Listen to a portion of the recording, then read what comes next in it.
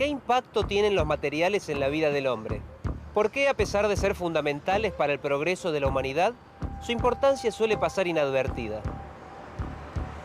Muchas veces valoramos algo solo cuando nos falta. Entonces pensemos, ¿qué pasaría si en un instante desaparecieran todos los materiales desarrollados por el hombre desde épocas remotas? ¿Qué sería de nosotros? Desaparecerían los medios de transporte, las comunicaciones, la indumentaria, las calles, las viviendas, las ciudades. Nos encontraríamos desnudos, deambulando en busca de alimento, refugio y abrigo.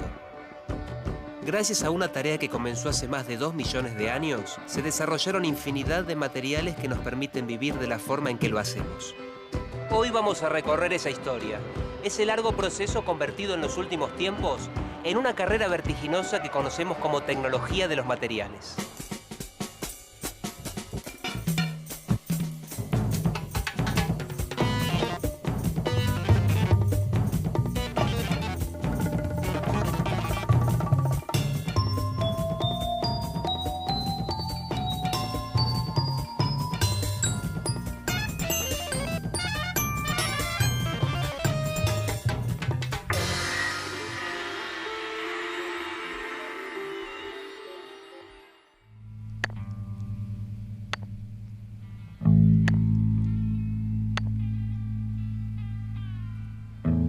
Si hablamos de tecnología, seguramente nos resultaría extraño relacionarla con los primeros hombres y mujeres que poblaron la Tierra.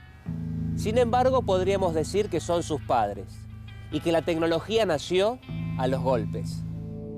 Un ser prehistórico, hace más de 2,5 millones de años, golpeaba 2 piedras entre sí. Una se quebraba en 2 partes.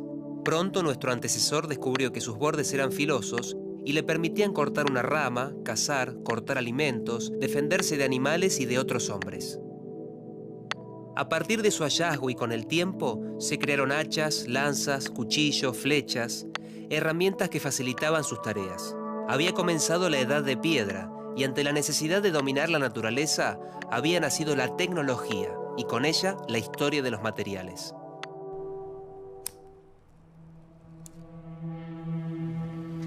Hoy lo obtenemos con total facilidad. Es simple porque sabemos cómo y tenemos los elementos. Pero conseguirlo hace miles de años atrás fue un trabajo mucho más complejo. Lo cierto es que este descubrimiento produjo una sorprendente cadena de avances, algo así como un efecto dominó. Estamos hablando del fuego. A medida que el hombre fue evolucionando, las herramientas de piedra le permitieron trabajar el cuero, el hueso, la madera y mejorar su calidad de vida. Pero luego de los avances obtenidos con la tecnología de la piedra, otro suceso hace 200.000 años fue fundamental en la evolución: el descubrimiento del fuego. El fuego le permitió al hombre iluminarse, protegerse del frío, cocinar alimentos, trabajar en cuevas o túneles buscando piedras para el tallado, o minerales de colores para pintar en las cavernas, decorar sus cuerpos o adornar los artefactos que comenzaría a producir. La posibilidad de trabajar en túneles a la luz del fuego marcó el nacimiento de la industria minera, que permitió disponer de nuevos materiales y materias primas, y así continuar con la evolución.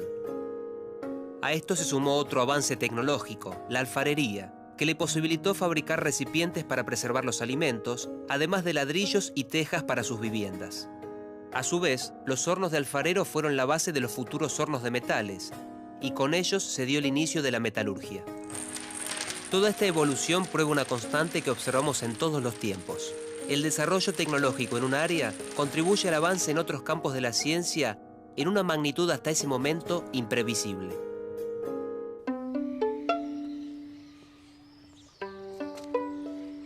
Pensemos en una persona de la Edad de Hierro y ahora en una de la edad contemporánea.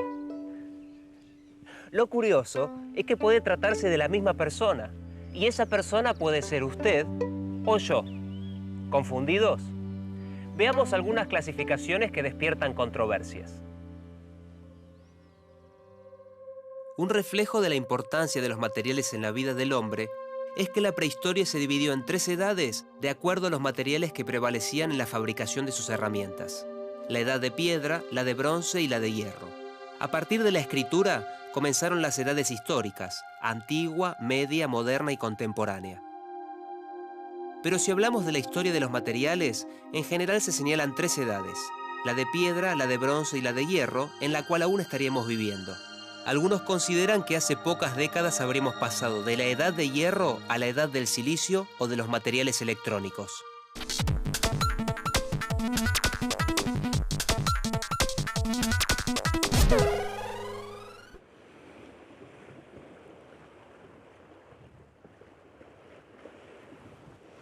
Las edades se dieron en distintos momentos en cada continente. Algunas fechas son difusas, otras muy precisas.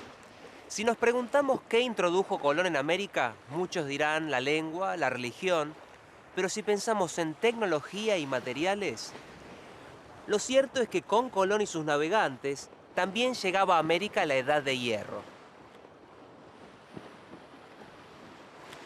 Pero comencemos un poco antes y veamos por qué podemos decir que África, hoy el continente más pobre y más relegado, es en cierto sentido la cuna de la tecnología. A través de estudios de ADN, se pudo determinar que hace aproximadamente 50.000 años, el Homo sapiens, partiendo del África, se lanzó a la conquista del planeta. Llevaba las tecnologías de la piedra, del fuego, de la alfarería y demás conocimientos que había acumulado a lo largo de la historia. Los desarrollos tecnológicos posteriores en cada continente se produjeron en épocas diferentes. En este desarrollo desigual jugó un papel fundamental la posibilidad de comunicación y de intercambio entre las diferentes regiones. La edad de cobre, como transición entre las edades de piedra y de bronce, se desarrolló en América del Sur en forma totalmente independiente de Europa o de Asia. Y la edad de hierro se inició en América recién en 1492 con el descubrimiento del continente. A otras regiones del mundo, como Australia y la Polinesia, la edad de hierro tardó aún más en llegar. Comenzó hace aproximadamente 2 siglos, cuando el uso del metal fue difundido por los europeos. Otra prueba de cómo las edades se dieron en distintos tiempos según la región del mundo la encontramos en la isla de Pascua. Se considera a sus moais, imponentes monumentos de hasta 12 metros de altura, el logro más destacado de una civilización en la edad de piedra. Sin embargo, fueron construidos entre los siglos X y XVI de la era actual. El aislamiento geográfico de esa sociedad en el Pacífico, a 3.700 kilómetros de la actual costa chilena, impidió que otras tecnologías llegaran antes, como la del bronce, que en el territorio de la actual Tailandia era conocida 4.500 años antes de Cristo, y en zonas del Asia Menor 3.000 años antes de Cristo.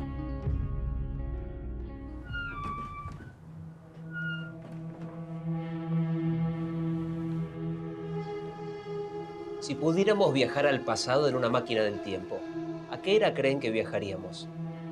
La respuesta es simple. Podemos tener casi la certeza de que viajaríamos a la Edad de Piedra, simplemente porque el 99,7% de la historia de la humanidad transcurrió en ella. ¿Y cómo fue el paso de la Edad de Piedra a la de cobre? Una vez más tuvieron relación el fuego y los golpes. El hombre primitivo, contemplando las brasas encendidas que pudo obtener, descubrió que si estaban expuestas a una corriente de aire, aumentaba su brillo y el calor que generaban, y así podían elevar la temperatura en sus hornos de alfarería. Si alguna de las piedras coloreadas que usaban para decoración era un mineral de cobre, al ponerlas en contacto con el carbón incandescente, el mineral se reducía a cobre metálico y se fundía. Al apagar el horno, quien lo estaba usando se habrá encontrado entre las cenizas con glóbulos metálicos rojizos. Había descubierto cómo producir un nuevo material, el cobre metálico. Podía deformarlo golpeándolo con una piedra y fabricar objetos. Si reunía muchos de esos glóbulos metálicos y los fundía juntos, podía crear piezas como hachas, espadas y puntas de flecha. No eran tan filosas como las de piedra, pero eran menos frágiles. Además, se les podía dar formas imposibles de lograr con la piedra. Entre los primeros indicios de producción de cobre se encontraron los de la civilización del Valle del Indo, hoy Pakistán, que datan de unos 4.300 años antes de Cristo. También se encontraron en el sur de Turkmenistán y en el norte de Irán, lo que sugiere un importante intercambio de productos e información. En esa época, para producir el cobre metálico, los hornos debían contar con una corriente de aire forzada, que podía obtenerse construyéndolos en zonas adecuadas o soplando con tubos cerámicos o bien usando fuelles. En Asia, la edad de cobre apareció 4.300 años antes de Cristo. En Perú, con hornos instalados en las laderas de la montaña, recién 1000 años después de Cristo.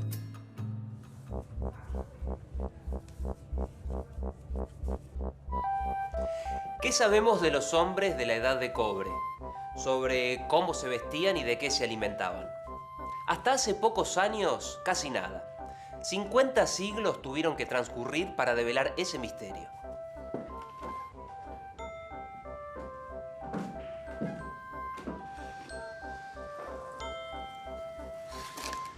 Una historia que comenzó cuando dos alemanes salieron a hacer turismo de aventura por los Alpes. Iban camino a un descubrimiento trascendente, gracias a la casualidad y al hielo.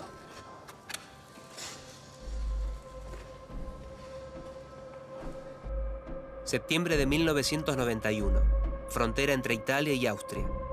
Dos turistas encontraron un cuerpo en un glaciar. Supusieron que era el cadáver de un escalador, pero los estudios revelaron que su muerte se había producido 3.300 años antes de Cristo. Era un hombre de la edad de cobre. Los italianos advirtieron que el cuerpo había sido hallado apenas 92 metros dentro de su territorio. Lo reclamaron y desde 1998 se exhibe bajo el nombre de Ötzi, el hombre de los hielos, en el Museo Arqueológico de Bolzano, Italia. Junto al cuerpo del hombre, conservado en el glaciar durante 5.300 años, se recuperó parte de su vestimenta, su calzado y accesorios. El cabello contenía partículas de cobre y de arsénico, lo que hace suponer que había participado en tareas de producción y de fundición de cobre. Entre sus pertenencias se encontró un hacha de cobre con mango de tejo, una aljaba llena de flechas con puntas de pedernal, un arco y un cuchillo de pedernal con mango de madera. Ötzi llevaba 2 especies de hongos, uno como producto medicinal y el otro, junto con una pieza de pedernal y otra de pirita, formaban un equipo para encender fuego. La vestimenta incluía un gorro de cuero de oso, una capa de hierba tejida y un chaleco de cuero. El calzado era notable: piel de oso para las plantas del pie, de ciervo en la parte superior y una red de corteza de árbol. Hierba suave circundaba el pie como medias aislantes y el cuero estaba impermeabilizado con grasa animal.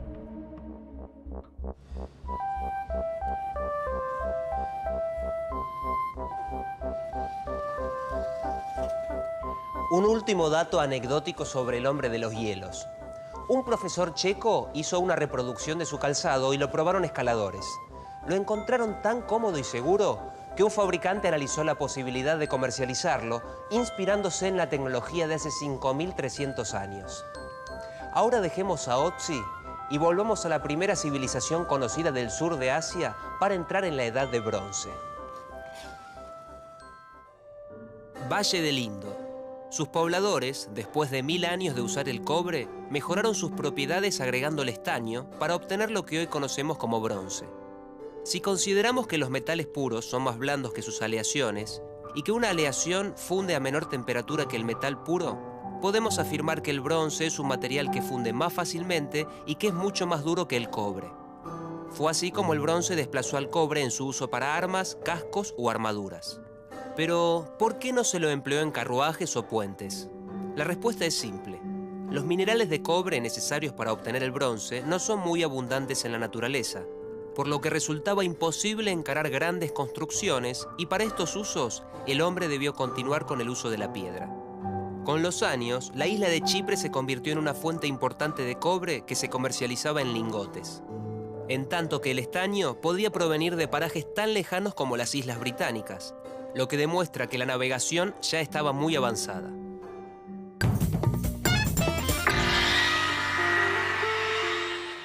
En 1922, en el Valle de los Reyes, en Luxor, Egipto, se producía uno de los mayores hallazgos arqueológicos de todos los tiempos: la tumba de Tutankamón, intacta y llena de tesoros.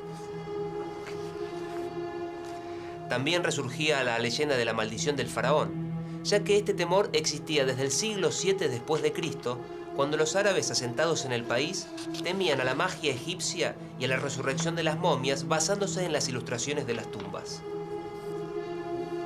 Pero para quienes estudian los materiales, mucho más importante que la tumba de Tutankamón fue la de Rekhmire, un gobernador de Tebas. Lo curioso es que su importancia se debe justamente a las ilustraciones, pero que en este caso, lejos de alimentar leyendas de maldiciones, fueron una bendición, ya que permitieron obtener datos sobre las tecnologías en la antigüedad. Las pinturas en la tumba de Rekhmire datan de 1450 años antes de Cristo y reflejan las artesanías egipcias de la época. Con referencia al trabajado del bronce, muestran a un grupo de operarios dedicados a fundir 2 puertas para el templo de Amún en Karnak. Ejemplos simplificados de esos dibujos destacan a operarios que avivan el fuego mediante fuelles, vertiendo bronce fundido en embudos del molde de las puertas. Además acarrean lingotes de cobre y otros metales para fundir. Según las referencias, las fundiciones eran sucias y peligrosas, aunque el arsénico usado para alear cobre, que diezmaba la salud de los fundidores, se había abandonado alrededor del año 2000 a.C., una práctica que en Sudamérica continuó hasta poco antes de la llegada de los conquistadores. Calor extremo generado por el fuego en hornos especiales. Frío intenso producido en hielos milenarios. Al frío le debemos la conservación de cuerpos y de materiales de otras eras. En el calor está la pista para responder a una pregunta clave. Si ya tenía los hornos para producir cobre y fundir bronce, ¿por qué el hombre tardó nada menos que 2000 años en entrar en la Edad de Hierro? El aparente retraso para ingresar en ella se debió a que los hornos no estaban preparados para alcanzar las temperaturas necesarias para fundir el hierro. El cobre funde a 1083 grados centígrados, y si se agrega estaño o arsénico, la temperatura necesaria para fundir la aleación baja entre unos 50 a 100 grados centígrados. Para fundir hierro se necesitan 1535 grados centígrados, hasta ese momento una temperatura inalcanzable. Lo cierto es que el hierro fundido no se llegó a conocer en Europa hasta el siglo XIV después de Cristo, y fue gracias a la construcción de hornos con una considerable inyección de aire. En los primitivos hornos de cerámica es muy probable que el mineral de hierro reaccionara con el carbón incandescente. Pero, debido a la relativamente baja temperatura, no se producían gotas de metal fundido, de modo que la tecnología desarrollada para el bronce no se pudo usar con el hierro. El mineral de hierro se convertía en metal y quedaba reducido a la forma de esponja, con sus poros llenos de escoria. Una esponja que era observada como un desecho inútil. Golpes y más golpes. Golpeando 2 piedras, el hombre inició la carrera de la tecnología. También a los golpes, entre el año 1000 y el 1500 a.C., descubrió el secreto de cómo trabajar el nuevo metal que dio nombre a la siguiente edad de la humanidad. Así nacía el hierro, entre el calor y los golpes. El hombre aprendió que si golpeaba aquel residuo de los hornos, hasta entonces inservible, cuando aún estaba muy caliente, la escoria salía de los poros y el compuesto se compactaba en una pieza metálica sólida. Ese nuevo metal, el hierro, era mucho más duro que el bronce. Fueron los hititas quienes descubrieron esta forma de trabajar el hierro entre 1000 y 2000 años antes de Cristo. Golpeando en caliente se podían soldar pedazos entre sí y crear piezas mayores. Se les podían dar formas y fabricar espadas, escudos y hasta ruedas. Como en tantos ejemplos a lo largo de la historia, la adopción de una tecnología implica superioridad y dominio. Los hititas, adelantados en la metalurgia, crearon los carros más livianos y rápidos de la época, y su imperio desafió el poder de Egipto, de Babilonia y de Asiria.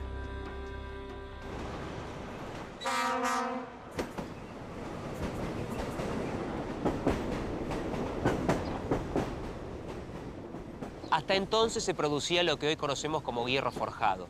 Las piezas no podían fundirse y la fabricación era muy laboriosa. Entonces, ¿qué ventajas fundamentales tiene el hierro sobre el bronce? La abundancia de los minerales de hierro frente a la escasez de los minerales de cobre y de estaño lo convertía en un material muy accesible. Otra ventaja es que el hierro es más duro que el bronce. El uso del hierro tuvo un gran impacto en las actividades del hombre. Se crearon pinzas y martillos que facilitaron el forjado del propio metal y se hicieron arados, guadañas, picos y palas que simplificaron las tareas agrícolas. Cuando el hierro pudo ser fundido, con el transcurso de los años, comenzó a desplazar a la piedra en las estructuras de los puentes y permitió la construcción de equipos y máquinas impensadas para la época, como las máquinas de vapor. Con el hierro surgieron nuevas tecnologías en el transporte, en la agricultura y en la fabricación de infinidad de productos. Con la ayuda de equipos de hierro, se descubrieron nuevos materiales y metales, como el aluminio o el titanio, cuyos minerales eran abundantes en la corteza terrestre, aunque los hornos existentes hasta entonces no podían reducirlos a la forma metálica. Para su producción, fueron necesarias máquinas con estructuras de hierro que generaran electricidad. ¿A quién le debe el vidrio su difusión y aplicación a objetos cotidianos? A los fenicios, y también a otro material, el hierro. Su historia se remonta a 5000 años atrás, cuando en Oriente se fabricaron los primeros artículos de vidrio. Hallazgos en diversas tumbas prueban que en el antiguo Egipto los artículos de vidrio estaban reservados a reyes o faraones. Egipto se convirtió en el principal proveedor de objetos de vidrio de las cortes reales entre los siglos IV y I a.C. Fue entonces cuando los fenicios iniciaron la técnica del vidrio soplado, que permitió la producción a gran escala y convirtió el vidrio en un material de uso común. Y en esto la clave fue el hierro. Tubos de cobre en contacto con vidrio fundido eran imposibles de manipular para el soplado por la alta conductividad térmica del metal. Tubos de bronce también se fundieron. En cambio, el hierro tiene baja conductividad térmica y alto punto de fusión. Podemos verlo cuando un herrero puede golpear el extremo caliente de una barra de hierro mientras sostiene el otro extremo con la mano. Lo mismo sucede con el soplador de vidrio cuando se utiliza un tubo de hierro. De esta forma se pudieron fabricar con facilidad botellas, copas y otros artículos de uso doméstico. Y el vidrio se convirtió en un producto accesible a la mayoría de la población. Hoy tiene aplicaciones sorprendentes, en comunicaciones, por ejemplo, a través de la fibra óptica.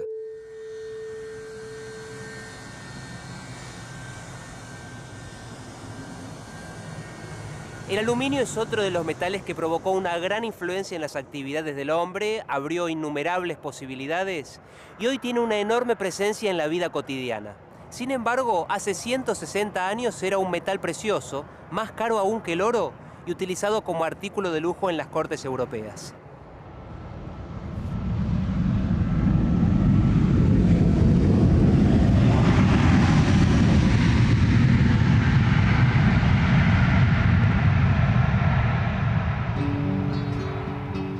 La razón de su alto valor y prestigio obedece a que el metal apenas podía producirse en ínfimas cantidades por un método muy costoso.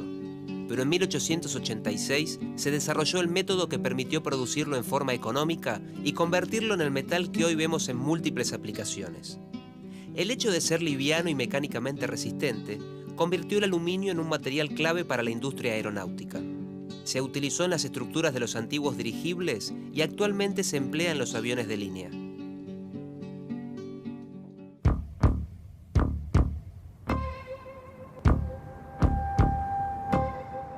¿Qué es un material con memoria? ¿Cómo pasó el titanio de ser una curiosidad de laboratorio a ser parte de nuestras vidas, o tal vez de nuestro cuerpo? ¿Qué materiales permitieron que hoy podamos sostener en la palma de la mano una computadora que en sus inicios pesaba 27 toneladas? ¿Por qué el adobe de los antiguos egipcios es un antecedente de materiales que actualmente impulsan la tecnología aeroespacial? Detrás de cada material hay decenas de historias. Pero esas historias son material de nuestro próximo programa.